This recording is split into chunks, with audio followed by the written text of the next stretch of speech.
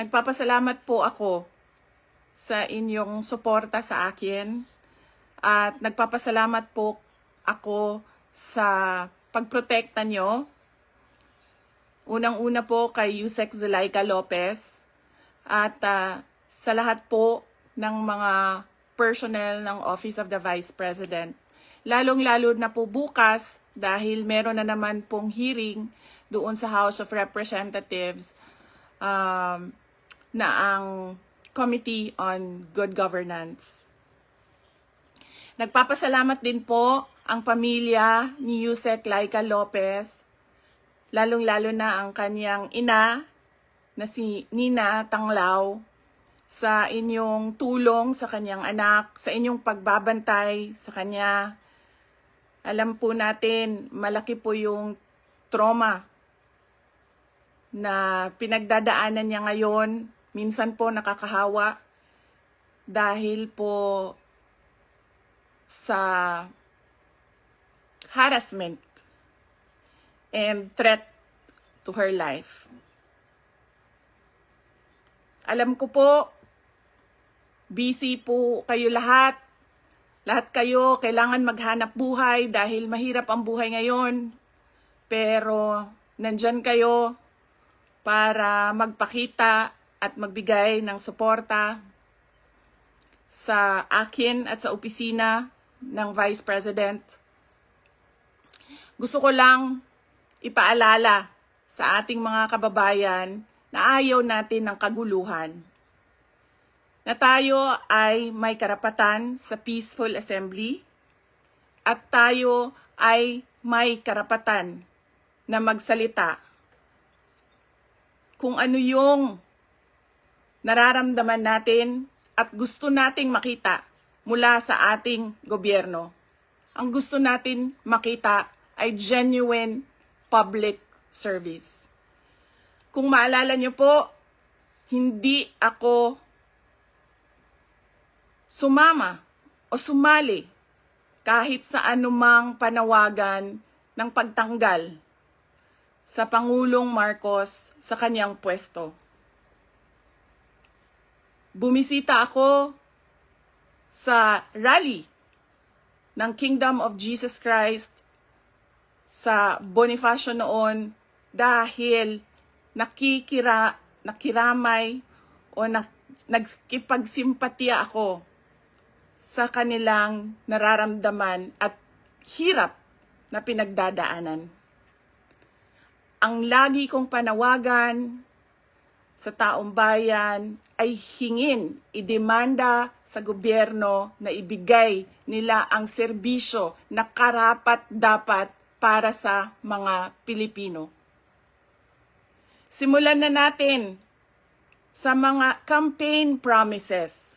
Dapat po, pag ang politiko ay nag-promise na magbibigay ng 20 pesos per kilo na bigas, dapat ay tinutupad yon dahil binoto ka ng mga tao base sa mga sinabi mo, base sa mga kampanya mo. Kaya dapat binibigay yan lahat.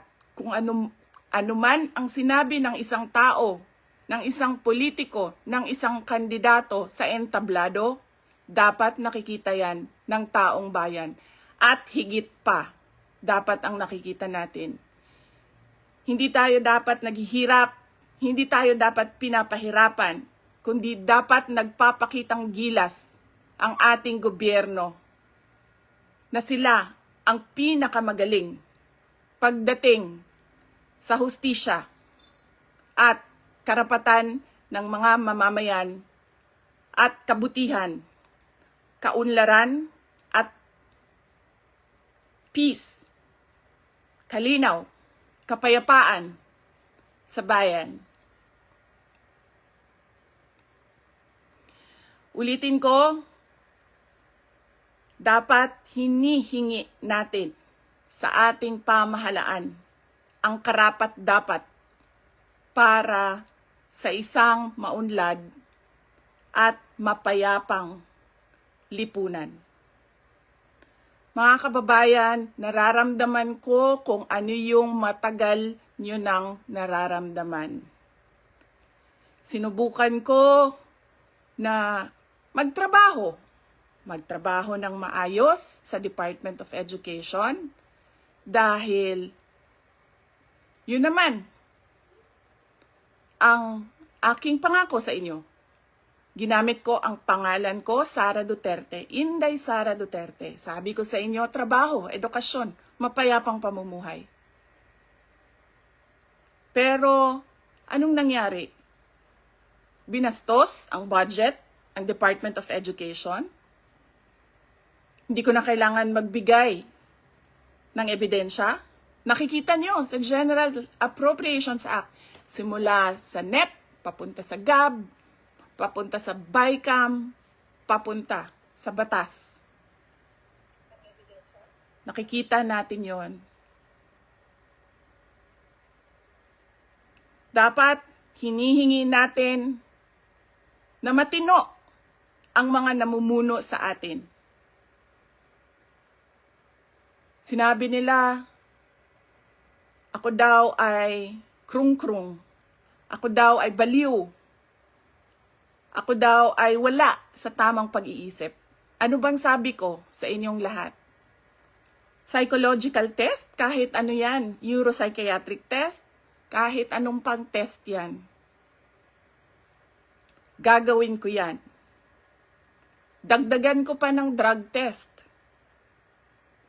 Pero dapat magpa-drug test ang lahat ng mga nagtatrabaho sa Office of the President, sa Office of the Vice President, sa lahat ng opisina ng Senado, sa lahat ng opisina ng House of Representatives, sa lahat ng departamento ng ating bayan, ng ating pamahalaan.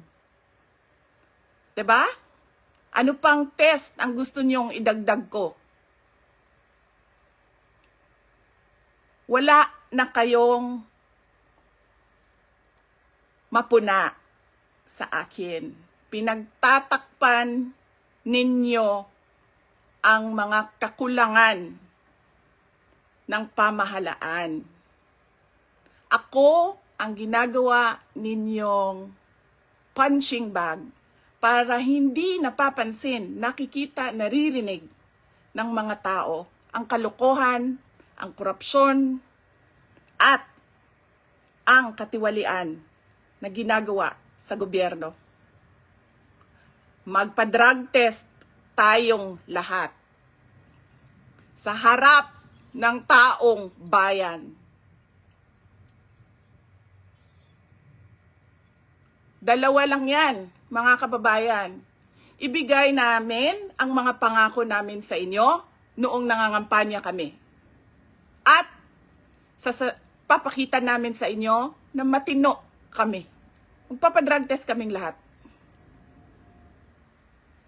Simulan namin sa Office of the Vice President.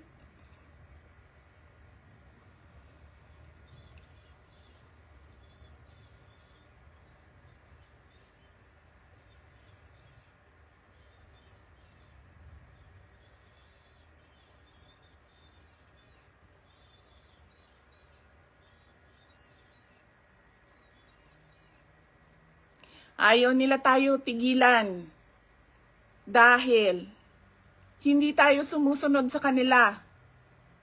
Hindi tayo nabibili ng pera. Ano pa ba ang kailangan ng isang taong sanay na sa hirap na wala na siyang ibang alam kundi ang maging mahirap dahil hindi niya nakikita ang hustisya mula sa gobyerno? Mabibili mo pa ba yan? Hindi na. Dahil ang tao sanay sa hirap. At mali yun. Mali yun. Na ang taong bayan ay naghihirap.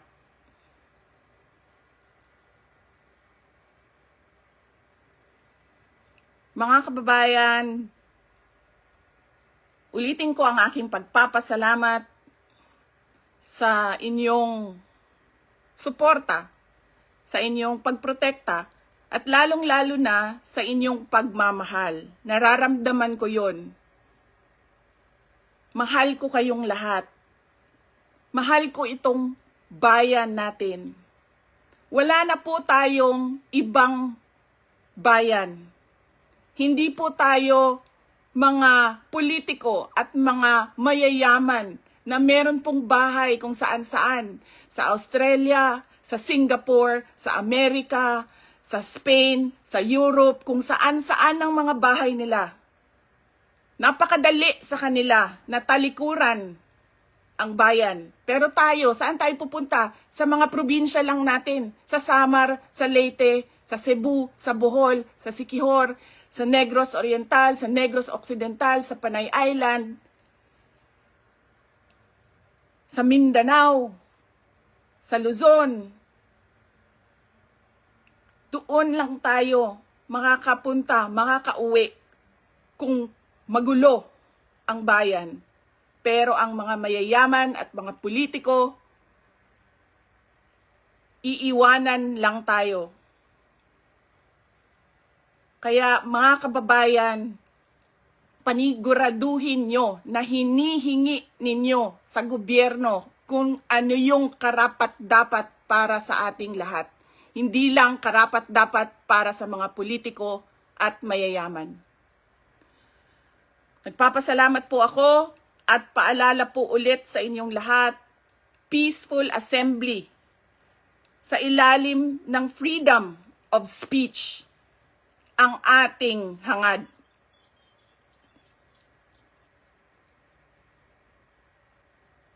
Maraming salamat po. Magandang gabi sa inyong lahat.